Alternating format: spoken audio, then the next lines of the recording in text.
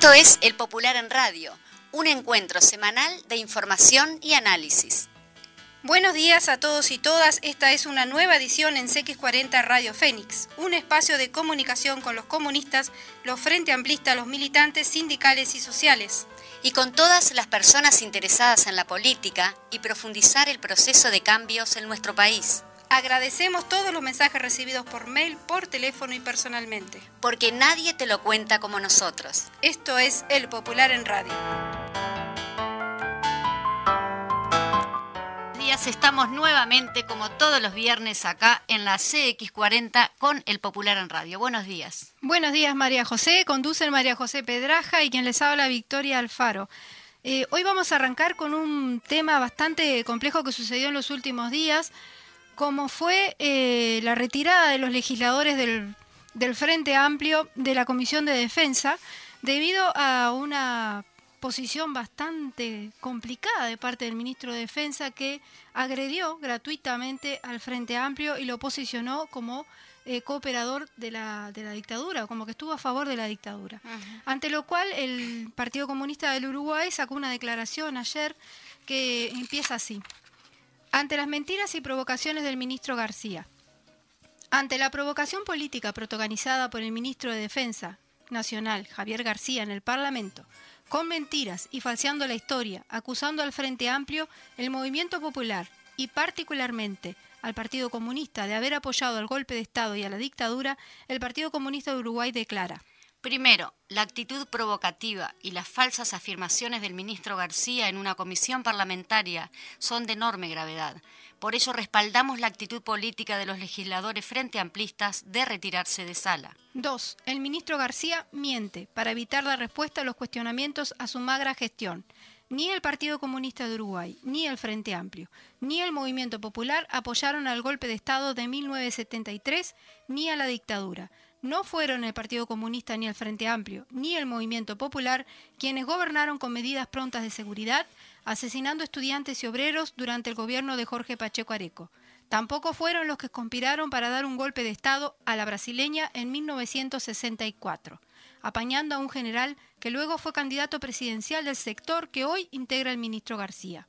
Tampoco fueron los que ampliaron la jurisdicción de la justicia militar, ni los que crearon el Consejo de Seguridad Nacional.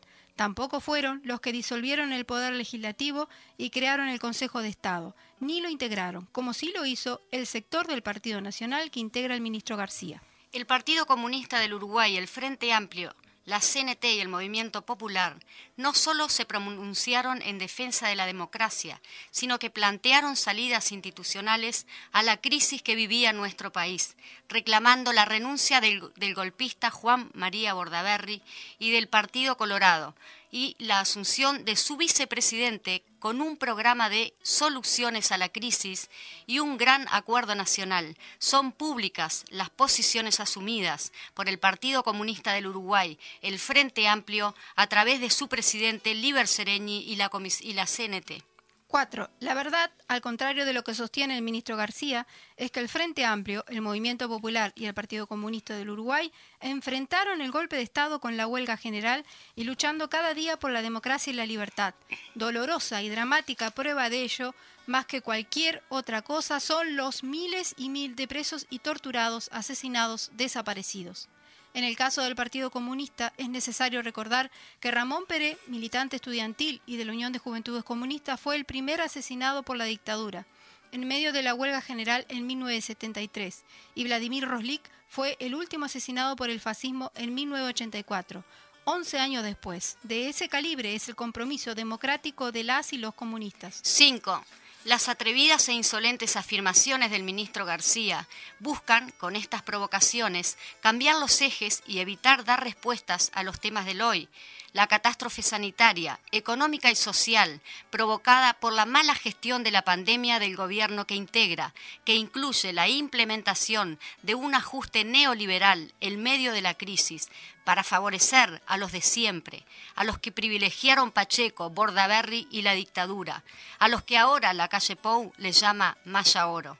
6. El Partido Comunista ratifica su compromiso en la defensa de la democracia, ayer, hoy y mañana, es decir, de la libertad y de la igualdad.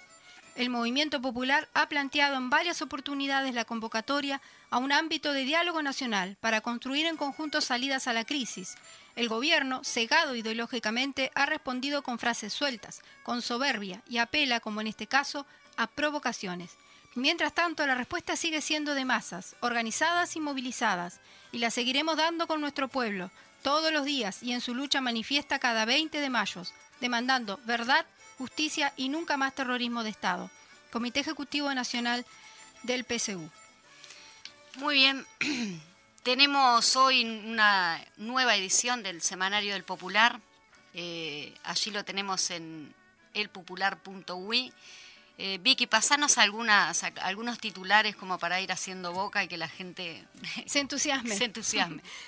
Hoy viene la edición de PDF con una linda composición fotográfica en su tapa central sobre la recolección de firmas del 1 de mayo. La misma se llama Vientos de Pueblo. 1 de mayo, decenas de miles se movilizaron en todo el país. Se juntaron toneladas de alimento para las ollas populares y 80.000 firmas contra 135 artículos de la LUC. Se pueden encontrar en la página 3 y 4 y en el mismo portal.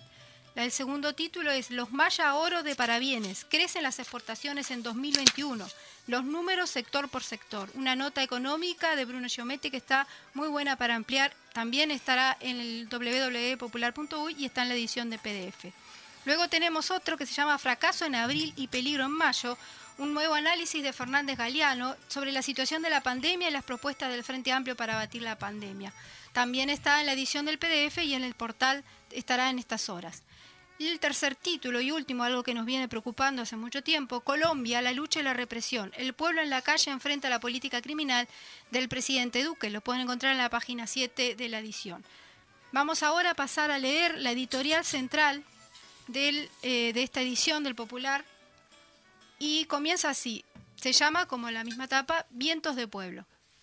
El 1 de mayo fue una auténtica bocanada de aire fresco. En medio del ahogo de la pandemia y de la crisis económica y social, agudizada por el ajuste y la ceguera neoliberal que golpea al Uruguay. Fue extraordinaria la respuesta a la convocatoria del PIT-CNT bajo la consigna Primero la vida, primero el trabajo. Decenas de miles de hombres y mujeres de todas las edades respondieron organizadamente en más de 600 puntos de los 19 departamentos de nuestro país.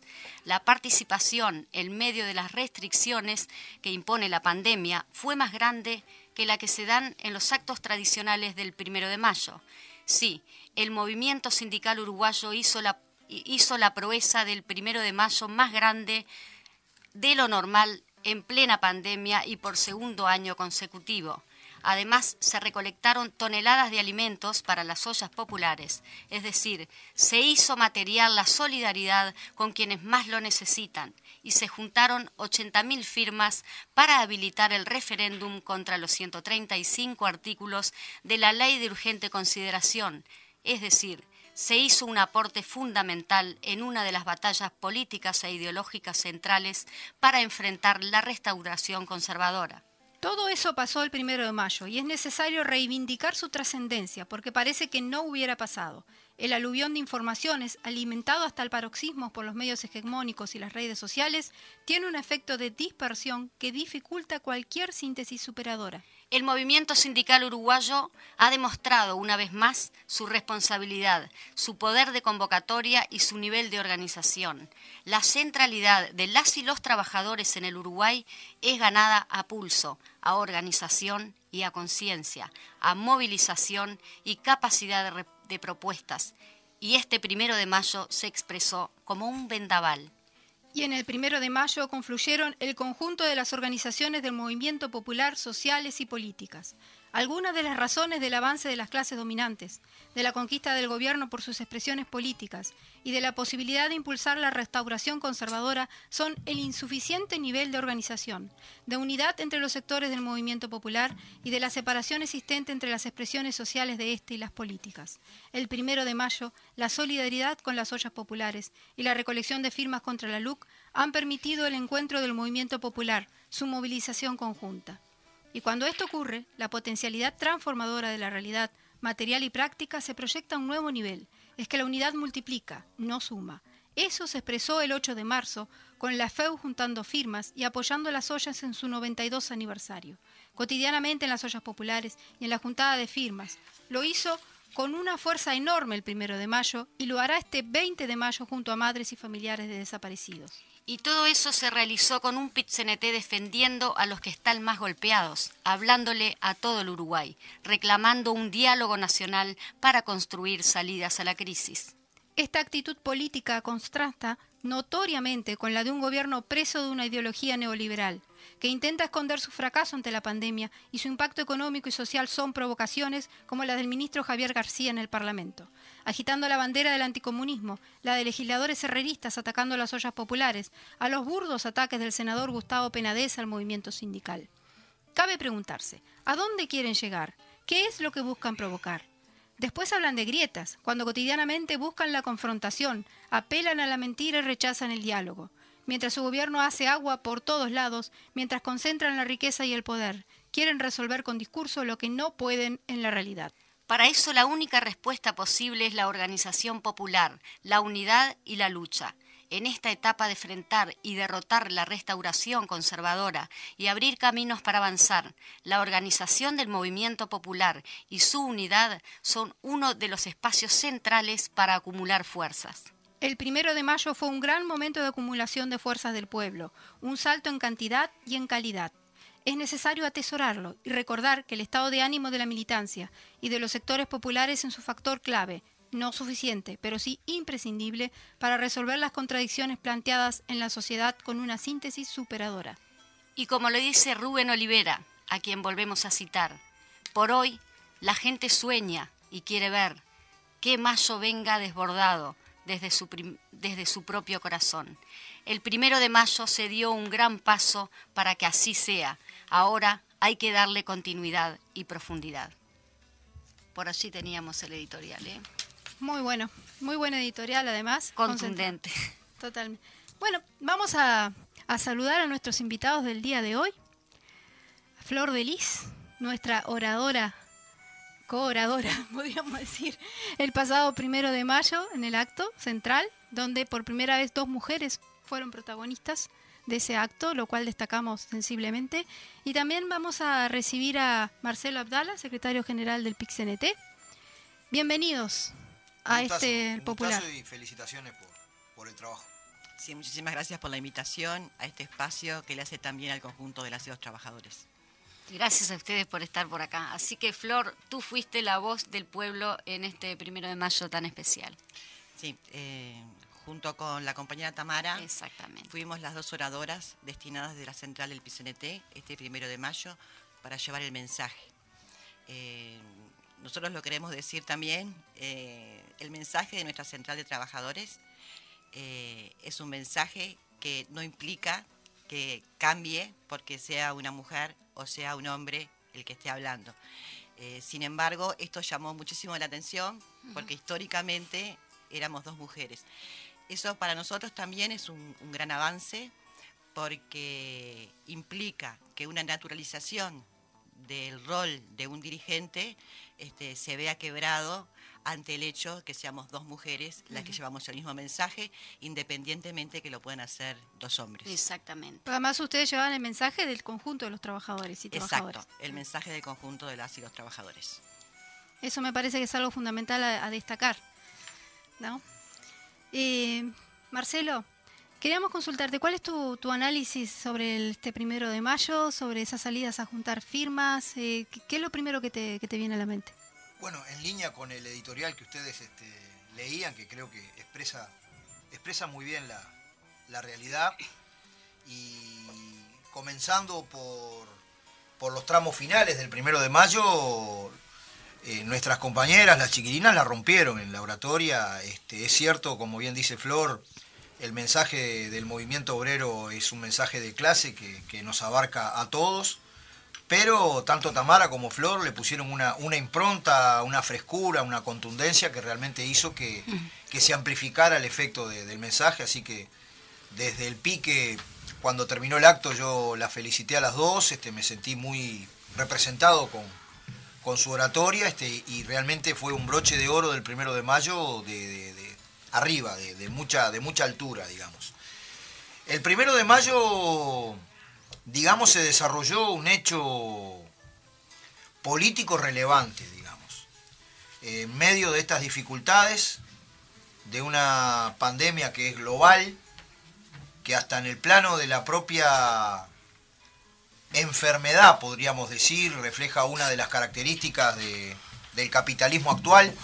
La inmensa mayoría de los fenómenos están mundializados en la cultura, principalmente en la economía. Hay un enorme peso de todo lo que es transnacional, y eso también se refleja hasta en las propias enfermedades.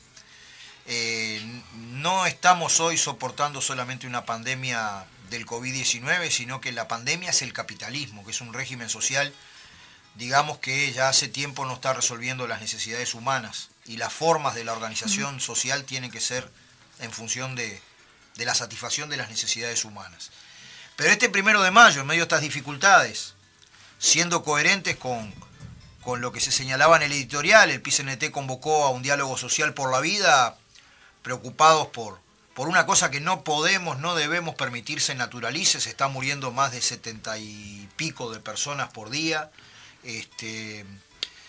Convocamos a un diálogo nacional en defensa de la vida, partiendo de la base que todo el saber científico del país, nuestras compañeras y compañeros de la salud recomiendan tomar medidas mayores que disminuyan la movilidad, pero hay un problema que es el horcón del medio, digamos, de las diferencias que tenemos con el gobierno, que es una representación del gran capital y que refleja un bloque de poder que viene por un ajuste contra las grandes mayorías nacionales. El problema es que si tú le tenés que recomendar a la gente, digamos, disminuir la movilidad, tú tenés que generar las condiciones para solventar que la gente pueda vivir. Y por eso es que no se disminuye la movilidad, no se acepta el diálogo social por la vida, pero nosotros que pedimos un diálogo social por la vida no podíamos ser incoherentes de convocar aglomeración de tipo alguno. Entonces nos dimos maña y fue creciendo una idea, una iniciativa, un diseño político, estratégico y organizativo de hacer igual una gran movilización, pero descentralizada, que resuelva las necesidades de la lucha en el día de hoy, que levante una ética distinta a la de la burbuja, que digamos se parece demasiado a la cela tuya de los 90, que levante, digamos, una ética de la solidaridad, por eso la recolección de alimentos, y que resuelva el eslabón táctico que hoy tiene el movimiento popular para confrontar con el conjunto del proyecto de las clases dominantes, que son las firmas contra la ley de urgente consideración. Y realmente se desarrolló un hecho de una movilización masiva, de niveles de entrelazamiento del campo popular y de trabajo conjunto de todas las organizaciones, que fue formidable, de un nivel superior de unidad, digamos, de nuestro bloque histórico, podríamos decir, y que tuvo un resultado muy bueno, digamos, desde el punto de vista de los alimentos y de la cantidad de firmas que conseguimos, ¿no? Entonces yo creo que nuevamente en Uruguay se demuestra que hay un movimiento obrero maduro, unido, de combate, clasista, y que bueno, pudo desarrollar un 1 de mayo inclusive en estas tan difíciles condiciones que aquejan a nuestro pueblo, ¿no? Dentro de esta pandemia, Flor, queríamos consultarte lo que veníamos hablando, que es el tema del trabajo en casa, ¿no? Estamos hablando de esa dispersión de los trabajadores en sus casas, ya sabes, a través del teletrabajo ahora, pero también venía de mucho antes en la industria de la vestimenta, ¿no? Sí, nosotros queríamos decir que bueno que más allá de los diferentes puntos que planteamos en la oratoria del 1 de mayo, puntos todos importantes que también implican desafíos que tiene el movimiento sindical cuando hacemos referencia a los futuros consejos de salario, tanto de públicos como privados, hay un punto que dado el tiempo quería desarrollar un poco más, que es el que habla del trabajador a domicilio o del teletrabajo o del trabajador claramente informal. Este es un tema que se ha exacerbado con la crisis sanitaria porque es un tema que viene de muy lejos desde el punto de vista histórico. Si nosotros miramos los números del año 2018 de la OIT, estamos viendo que ahí tenemos un 60% de trabajadores globalmente informales. Estamos hablando de un 90% de trabajadores informales en economías en desarrollo. Estamos hablando de un 67% de trabajadores informales en economías emergentes y estamos hablando de un 18% de trabajadores informales en países desarrollados. Es muy notorio, hay un ejemplo que a mí me pegó mucho. Cuando nosotros hablamos de repente de la India, naturalmente pensamos en toda la precarización. Cuando hablamos del África, en las minas, vemos esa precarización de tantos trabajadores que que de verdad la están pasando muy mal. Pero hay un ejemplo que es el de Nueva York, por ejemplo, en Estados Unidos, donde allí se nuclean diversas organizaciones de trabajadores informales y le están reclamando al Estado de Nueva York, al gobierno de Nueva York, que le cobre un impuesto a la riqueza de los más millonarios que hay en esa ciudad, y que eso sea redistribuida con la cantidad de trabajadores que han quedado excluidos del sistema.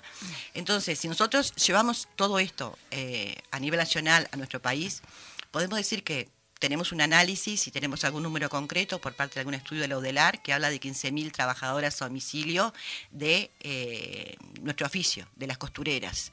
Pero si lo llevamos a otros trabajadores, seguramente ese número va a ser mucho mayor, porque una cosa era antes de la pandemia y otra cosa es después de la pandemia, donde lamentablemente la expulsión de un montón de trabajadores del sistema formal obliga a que esas compañeras o compañeros se encuentren desempeñando determinadas labores que son informales de hecho, y donde las políticas de Estado no los está mirando, y donde es un debe de las organizaciones sociales poder hacerle hincapié a esto, porque si estamos pensando en ese 60% de trabajadores globalmente informales, estamos pensando en 2.000 millones de trabajadores en el mundo, donde Uruguay ocupa un lugar dentro de ese esquema, y donde, como siempre, cuanta más precarización, hay una tasa de ganancia al capital que se eleva, y donde obviamente nos conduce siempre a que los más ricos tienen más y los más pobres tenemos menos. Sí, incluso a nivel internacional se ha aumentado la desigualdad,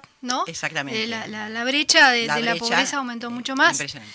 ¿Y cómo será la situación que hace pocos días el Fondo Monetario Internacional nuevamente volvió a reiterar la necesidad de un impuesto al gran capital? Sí. Vayas contradicciones. Si habremos que reclamar que los impuestos no los pague, que no tribute solo el pueblo. De lo que hablábamos anteriormente, Flor, justamente en cuanto a la organización, que está obviamente coartada porque los trabajadores se tienen que quedar a trabajar en sus casas con mucho menos sueldo, o por el tema del seguro de desempleo, pero tampoco se pueden organizar como para dar salida a todas estas medidas claro, o no medidas del gobierno para poder paliar esta situación. Es una situación que tenemos que mirar los trabajadores y el conjunto de las organizaciones con mucha lupa, para ver cómo generamos reivindicaciones que puedan nuclear esos colectivos. Y no estoy hablando solamente de los trabajadores en teletrabajo, estoy hablando de las costureras, estamos hablando de todos aquellos trabajadores informales que de repente en una feria hay una señora que vende tortas fritas. Estamos hablando de un marco de trabajadores bien importante que generan también riqueza para nuestro país, y que no le estamos pudiendo poner el ojo como deberíamos, por todas estas cuestiones también de las propias contradicciones que tiene el sistema, y que obliga y que determina que ese conjunto de compañeros sean invisibilizados. Exacto. Marcelo, una pregunta como para ir redondeando. Hemos visto estos últimos días una reiteración o aumento de ataques hacia la organización sindical. ¿Cómo lo están viendo? Digo, ¿cuál es el análisis que hacen al respecto? ¿Por qué está sucediendo esto? Bueno, yo creo que dentro del conjunto de organizaciones populares, notoriamente el PCNT, los sindicatos, el movimiento obrero desde un punto de vista amplio, digamos que está en el centro de la crítica, de la movilización y del enfrentamiento a un proyecto de país en el cual se piensa en un Uruguay de repente para 1 millón de habitantes, ¿no? Es decir, si lo que va a predominar solamente es el agronegocio, la agroexportación, que hoy está desarrollando la paradoja que en actividades de punta, que están recibiendo altos precios internacionales de las materias primas, en una coyuntura donde China está comprando más porque está reacumulando su stock, pero inclusive en los departamentos clave del agronegocio aumenta la pobreza, la desigualdad, y los salarios de los asalariados rurales son salarios de hambre, bueno, ellos están pensando en un país para 1 millón de habitantes. Y bueno, obviamente que el movimiento sindical cumple un rol importante, se trenzó, digamos, con múltiples organizaciones en la intersocial, actúa en todos los planos del quehacer económico, social, cultural y político, aunque desde una perspectiva social, no partidaria. Bueno, hay que atacar, aislar al movimiento obrero, porque es uno de los que están encabezando las luchas contra este poder ejecutivo, ¿no? Entonces, como la lucha de clases es global, digamos, y toca aspectos económicos, políticos y culturales, con las nuevas herramientas hay un día sí y otro también, un ataque, digamos, sistemático de mentiras, de calumnias y aberrante contra el movimiento obrero. Fíjate que hasta el Diario del País, que es el periódico del fascismo, es el periódico que mientras nuestros compañeros y compañeras actuaban en la clandestinidad para defender la democracia, se da el lujo de darle clases de democracia al movimiento obrero, sí dará para aberraciones y calumnias, ¿no?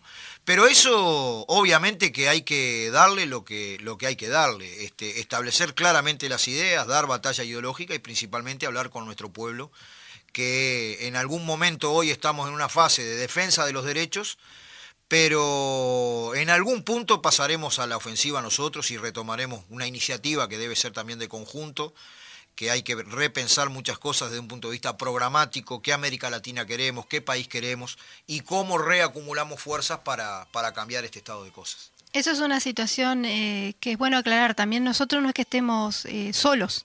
Estamos dentro de un contexto internacional muy complejo y en América Latina mucho más. Lo que está pasando en Colombia es un claro reflejo de eso. Bueno, eso es lo que harían las clases dominantes si fuera necesario y si pudieran. Lo que pasa que también en Uruguay, al tener una densidad mayor de organización, sin soberbia, ¿no? Porque acá no hay receta ni nadie se la sabe todas, y tenemos nuestras propias dificultades y problemas, pero si uno mira el panorama sindical y popular del mundo y del continente, bueno, en muchos países hay 7, 8, 9, 10 centrales, el campo popular está separado, atomizado, dividido, lo cual facilita la acción de la derecha y las clases dominantes.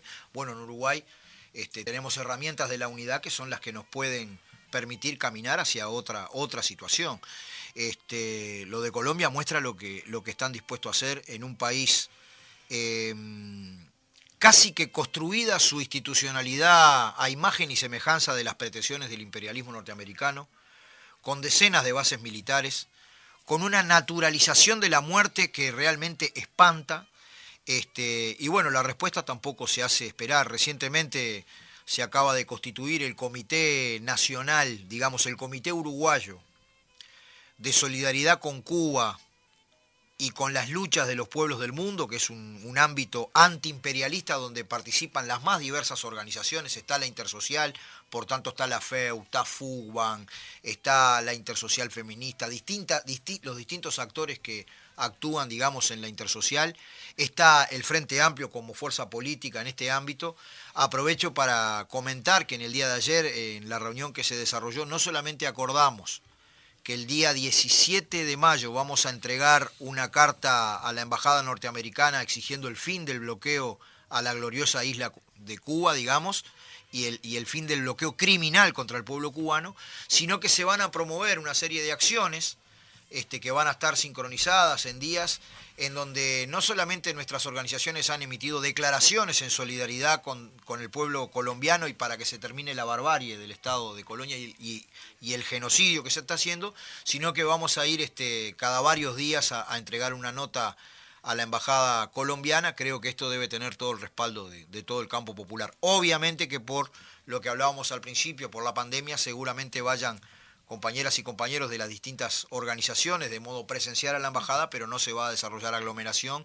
Pero es una cosa que está bueno seguirla por las redes, por la información, porque son actos concretos de solidaridad que surgen de nuestras organizaciones. Muy bien. Bliss y Marcelo, muchísimas gracias por venir al Popular en Radio. María José. Les agradecemos, la verdad, Gracias un a placer ustedes. tenerlos. Y bueno, ya los tendremos nuevamente. Bueno, nos estamos yendo porque ya estamos pasadito y media. Y los esperamos como siempre en el Popular, acá en la radio CX40 los viernes. Y a juntar firmas este fin de semana que llegamos. Exactamente. Nos vemos el miércoles.